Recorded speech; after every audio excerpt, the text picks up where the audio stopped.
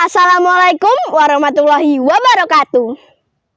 Hai teman-teman, perkenalkan, nama saya Kia dari SDN Kandang Panjang 2, Kota Pekalongan. Kali ini saya akan mendongeng dengan judul Lila dan Laut yang Ingin Tersenyum, karya Pak Adit.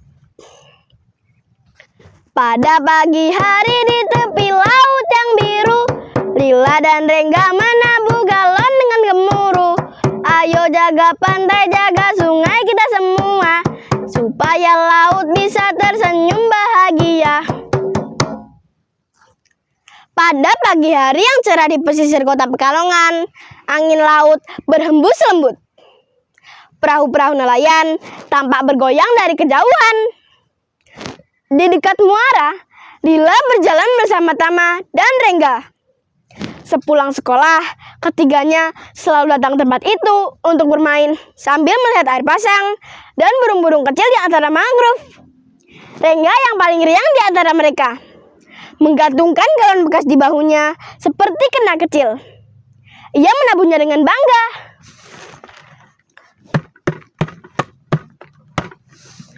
Kapten Dung Dung datang patroli. Kalau ada ombak, sapa. Kalau ada angin, hormat. Kalau ada senyum, balas 2 kali. Rengga, kamu selalu bisa membuat muara ini seperti panggung pertunjukan. Dan kita selalu jadi penontonnya walaupun tidak membeli tiket. Mereka pun berjalan makin dekat ke muara. Di sana biasanya air tampak tenang dan akar-akar mangrove berdiri tegak seperti pagar alami yang menjaga tepi kampung. Hari itu, Lila datang dengan hati gembira. Ia ingin menikmati sore dan mendengar lagi tabuhan galon Rengga yang kocak. Namun, beberapa langkah kemudian, senyum Lila mendadak pudar. Plastik makanan, botol kecil, dan bungkus makanan tersangkut di akar mangrove. Air yang biasanya berkilau tanpa gusam. Bahkan seekor burung kecil yang hinggap segera terbang menjauh. Kenapa jadi sekotor ini? Kemarin belum separah ini. Sampah yang dibuang di sungai bisa sampai ke muara. Kalau dibiarkan, ikan, burung, dan mangrove akan menerima akibatnya. Rengga berhenti menabuh galonnya. Ia mengambil sepotong plastik yang melilit akar. Kali ini suaranya tidak seceria tadi. Kalau tempat hidup ikannya begini, di mana kita bisa melihat ikan berenang lagi? Tidak jauh dari sana, nenek sana sedang memeriksa bibit mangrove muda. Lila segera menghampirinya. Nenek sana, apakah sampah sekecil ini benar-benar berbahaya? Yang kecil sering dianggap sepele, nak. Padahal dampaknya bisa panjang. Sampah bisa melukai biota laut, membuat air keruh, dan merusak mangrove. Di Pekalongan, mangrove penting untuk menjaga pesisir. Sepanjang perjalanan pulang, ia terus memikirkan muara itu. Malam harinya, ia membuat poster digital dengan rute besar-besar. Kalau masih membuang sampah ke sungai, jangan mengaku sayang laut. Keesokan paginya, Tama datang dengan wajah cemas. Lila, pesanmu memang benar. Tetapi banyak warga merasa disalahkan. Ada yang gak datang ke muara minggu ini. Aku hanya mengatakan kenyataan. Kalau semua orang diam, muara ini akan makin penuh sampah. Bukan diam. Aku hanya takut kemarahanmu menutup pintu yang sebenarnya ingin kamu buka.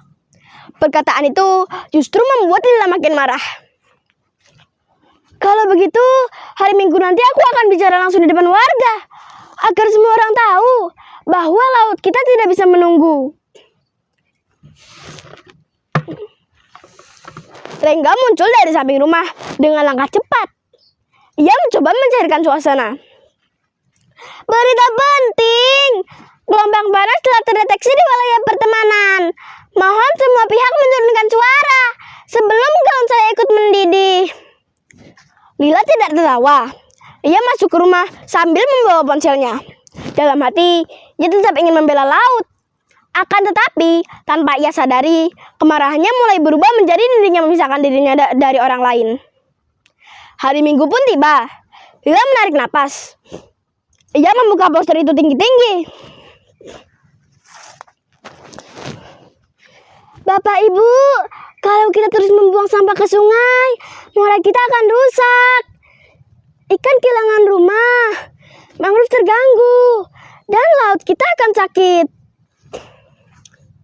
Beberapa warga saling memandang. Seorang ibu menunduk, seorang bapak menggeser karung kosong dari tangannya.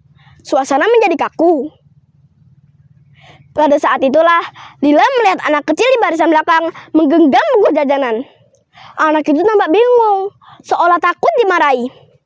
Pemandangan kecil itu mengetuk hati Lila. Tiba-tiba ia sadar bahwa pesan yang ingin dia sampaikan belum benar-benar sampai. Laut memang perlu dibela, tetapi warga juga perlu dirangkul agar mau bergerak. Suasana menjadi hening. Itulah saat yang paling menegangkan.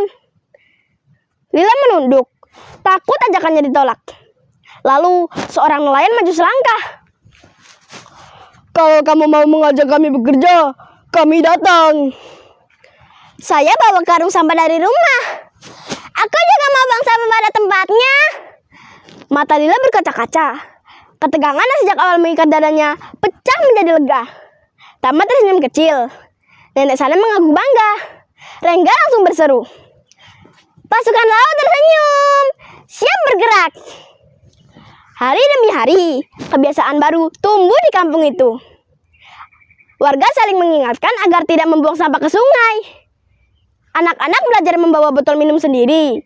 Setiap kali ada kerja bakti, suara galon Rengga terdengar paling awal. Suara itu seperti berkata bahwa laut tidak meminta janji besar. Laut hanya membutuhkan hati yang peduli dan langkah kecil yang dilakukan bersama-sama. Wassalamualaikum warahmatullahi wabarakatuh. Pada hari di